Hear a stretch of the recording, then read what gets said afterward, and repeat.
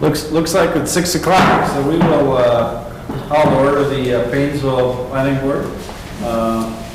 First order of business here is consent of agenda. Found the minutes on page 1. I already have.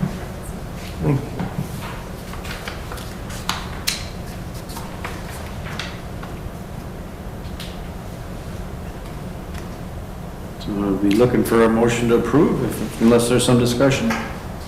Motion to approve. I'll second it. All right, motion's made. All those in favor, aye? Aye. Opposed? Okay. Minutes are approved. On to new business. Ordinance amendment request, Flanders, page 3. I will read this just for our viewing public here. The city has received an ordinance amendment request submitted by Riley Flanders, 124 James Street East, Painesville, Minnesota, to amend section 3646 C1 Central Business District to include cabinet shop, including construction of cabinets, showroom, and retail sales as a permitted use within this C1 Central Business District. The property is more particularly described as tax parcel number 70-390-83-0000. I'm not going to go through the legal description here. Mr. Flanders has a signed purchase agreement with Luke and Lindsay Dahl, who would like to move their cabinet business, Northland Woodco LLC, to Painesville at this above mentioned location. Attached, please find ordinance number 21, third series, that amended this section on May 24th, 2021. Yeah. So that's what we have in front of us. Is there, would you like to make any comments? You're certainly welcome to. And I think the main reason I'm here is just if there's any questions that I can start to get answered or look into for you guys, I'm certainly happy to do that. The couple is highly motivated. They're younger than me. I don't know exactly how old they are. I'd say they're probably in their upper 20s. They have 2 young children, and they've shown a lot of commitment to this. I've had other people kind of sporadically and continue to have other people show some interest in the building. But they're the ones who've really dove headfirst into it. They've been here, I'd say at least 10 times. Well, sometimes just him, sometimes both of them, sometimes the whole family. And they're working with Jason Vanderpool and a bunch of local contractors to come up with a plan. I don't think Jason was just in there again with the draftsman from M&M, can't remember his name, this past week. So I think they're getting close to having some plans. Once we have those, I've already talked to them, we'll have Brad look them over to make sure if there's anything that we're not thinking about. We need to be, but yeah, I mean, they've just shown a lot of motivation. They're working with Chris Stanley at the credit union to figure out the best way to finance, and they're in a very strong financing position. So everything that I see about them makes me confident from my point that the deal could work, which makes me put the time and money into doing this. And it also makes me think that they'd just be a great asset to the community. They're just driven, and I think we kind of have probably a little bit of a demand for that beyond what's currently being serviced as well. And I know this both because I'm building right now and had a hard time sometimes even getting bids from cabinet makers. And Amy Bass, who works in our office, is also in the same situation. So it's not like you can't get people to do it, but they're sometimes way out when they can actually produce and install. So I think there's a demand for it. I think it would add a business I think would be very successful to our downtown community, which I think we're lacking right now.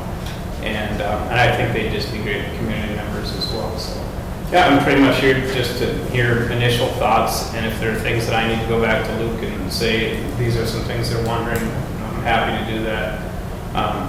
I believe he's planning at being at the public hearing for it as well as when it's voted on. So she likely will come too, I think, as long as they can find somebody to take care of the kids. So, but yeah, at least for now, I can bring any questions and get more answers than myself.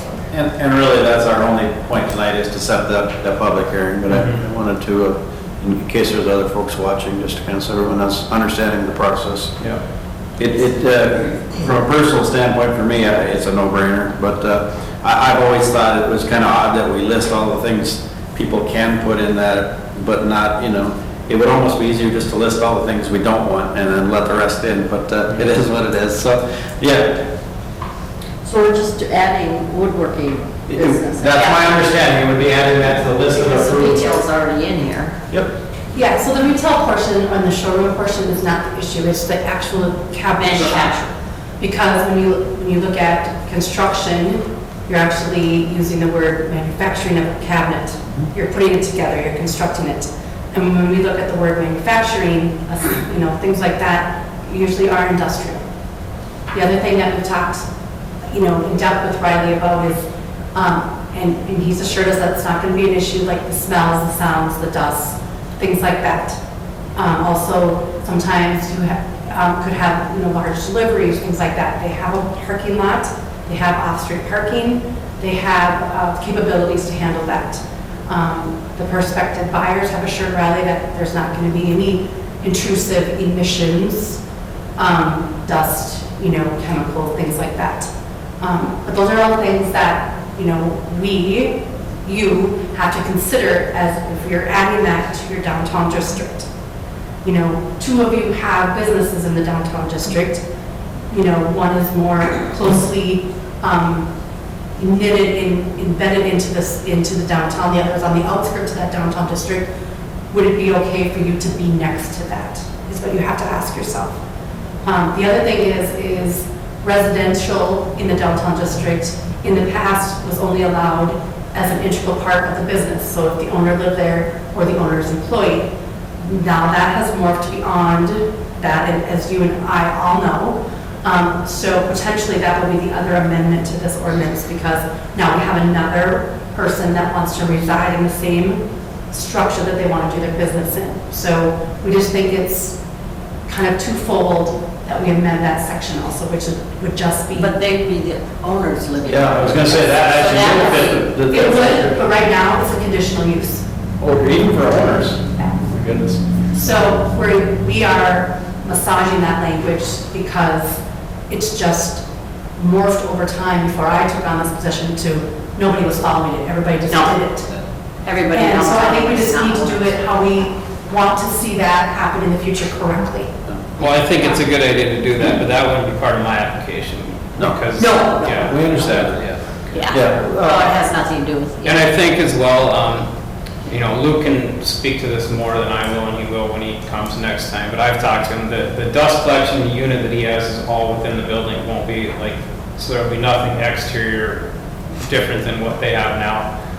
The only thing that I think will even run, there needs to be some sort of a vent system for he'll have a little paint shop I think he's putting in the garage. And again, I've just let them do their thing when I allowed them in there to make plans, so I don't know for sure. He can give you details about that, but I know that they need to have firewall. I don't know, there's all kinds of things they need for that to be safe, but that's why they're going to work with Gratitude to try to do that all in the open up.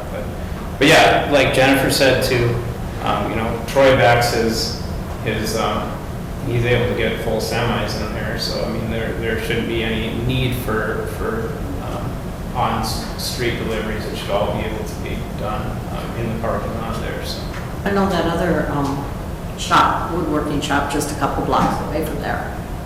That I've been in it. The dust and stuff doesn't get outside at all. The shop that the city bought. City has bought? Yeah. Yeah, and actually Bradley and I talked about that also, because that is in C1. It is in the downtown, and actually that was a pre-existing non-conforming structure. Yeah. It was a wood shop, cabinet shop, manufacturing of cabinets, assembly of cabinets, whatever you want to call it, way before our zoning ordinance existed.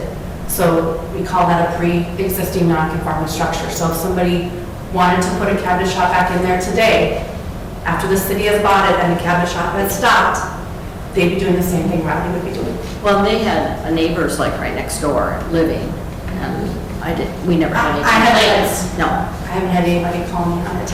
The other thing that Riley alluded to is the the plans that are being constructed, M&M drawing up things.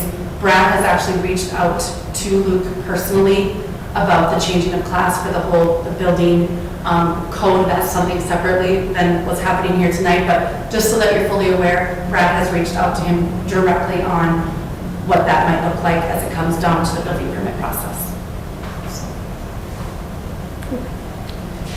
And any excess noise that would happen after 10 o'clock would fall under the current laws, correct? As far as manufacturing noise that would come. I think Luke can give you some more information on that. Like I told him, how can you explain what the sounds are going to be like? And he said, I'll get the decibel readings off the machines and compare to like what it would sound next to a running car or things like that. So, you know, It can't be any worse than Mastermark, which I can I was gonna say hear that. it in my house. But, you know, what's that, 8 blocks away in the summer? Or a train or the. Yeah, that too. Or I got derby cars in my backyard getting made, not my backyard, but neighbors. I think that in this particular location, I don't see how it could disturb anybody, but I know that this is more than that particular location. But I think that Luke can talk to you about the sounds, and he's confident that they're minimal. So, yeah, he'll be able to give you more information about that than I will be. But I don't think that the sound is going to be an issue. We don't have any residential that directly abuts that actual property. They are completely surrounded by commercial. We do have residential, you know, one property across the street, and then it's residential, and then also kitty corner, of course, across from the bank. We also have some residential above the buildings on Washburn here, but otherwise they are nestled between all commercial. So we're just setting a hearing and Yep, we can hash it out at the hearing. you betcha. I'll make the motion to approve to set the ordinance amendment public hearing for Monday, October 18th at 6:05. I'll second. Motion made by Jean, seconded by Katie. All those in favor say aye. Aye. Opposed? Great. Well, on a final note, I thank you for your services, and, you know, I'm always pleased to see anyone that's willing to invest their own money in our downtown district, so, attaboy. Okay. I personally do too. Moving on, no old business, informational. We don't have Brad here, do you fill in? Actually, yes, so I'm just giving you the CCLD review, that's their summer newsletter. The fall newsletter will probably be in your next agenda for that October meeting. Kind of gives you an update of what's happening, and also that they do, you know, enforce people that are doing work without licenses. The building inspection report is up to date as of date of publication. We are actually behind in number of permits, but ahead in the actual valuations. So people are doing larger projects, we're just issuing less permits. So the projects that have happened are bigger money projects, if that makes sense. We still have a few outstanding in 19, which kind of puts the hair on the back of my neck up a little bit, because we're soon going to be having 4 years of permits, you know, 19, 20, 21, 22 permits open. That's something that I don't like to see. So I just need to get in touch with Dave, which has been a little bit more hard to lately, and then probably give Jeff a call and say, are we going to do those? You know, how's your to-do list working out after his retirement? So I know we've been in touch with, you know, Jeff prior to his, you know, retirement, so maybe we just need to get back in touch with them. But those would be 4 that I would like to see kind of tidied up before the first of the year. Otherwise, we don't have very many 20s actually. There's, you know, maybe a dozen or so, which is great. But we probably will be in touch with those people to see how they are doing since they've been open a full year now. And then the 21s, we don't even probably really worry about until we get through, you know, winter and spring. The senior housing over on 55 is going up nicely. If you've been past there, they're making progress. Lewis's just did their groundbreaking the other day, a couple weeks ago, so that is moving forward. That's going to be a a big addition and a good addition for them. BFM just finished their addition. Did you finish? Okay. Everything but dirt work. Let's get, it's within the next 2 weeks. Okay, so those are the two probably biggest projects right now, one that is, on its way, and the other one that's just starting. But a fair amount of still furnaces and water heaters and windows, and, I'm sure people may use some of their, COVID money to update their homes a little bit, which is it's a great way to do that. Thanks, Jennifer. Item C, next meeting, Monday, October 18th, 2021 at 6 PM. Any other comments or concerns before we adjourn? I just want to say that I'm really grateful for the new family that's coming into town, and especially that they're looking at local companies to work with to do the extra work, because that says a lot. So that's really great. Anytime you can think local. Absolutely.